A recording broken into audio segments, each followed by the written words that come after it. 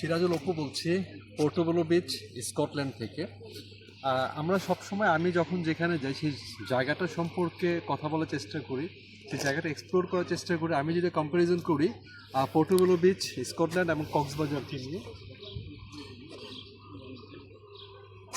এই বিচগুলোতে বা এই জায়গাতে যে ধরনের ফ্যাসিলিটিগুলো আছে তার কোনোটাই ফ্যাসিলিটি আমাদের কক্সবাজারে নেই, যার ফলে ক্রাউডের সংখ্যা, দর্শনার্থীর সংখ্যা দিন দিন কমে যাচ্ছে এবং ফরেনার বা বিদেশি দর্শনার্থী অনেকটা শূন্যের কোঠায়।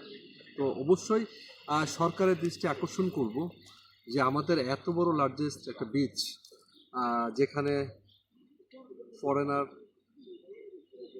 দর্শনার্থীর সংখ্যা কেন কমে যাচ্ছে। সরকার হয়তো বা এটা নিয়ে কাজ করবে। ইভেন দেশীয় দর্শনার্থী যারা আছেন, পর্যটক যারা আছেন, সেটাও কমে যাচ্ছে এবং সেখানে আধুনিক যত সুবিধাগুলো আছে সেই সুবিধা সমৃদ্ধ করে কক্সবাজারকে পুরো বিশ্বের একটা রোল মডেল হিসাবে তৈরি করা সম্ভব যদি সরকারের সদিচ্ছা থাকে।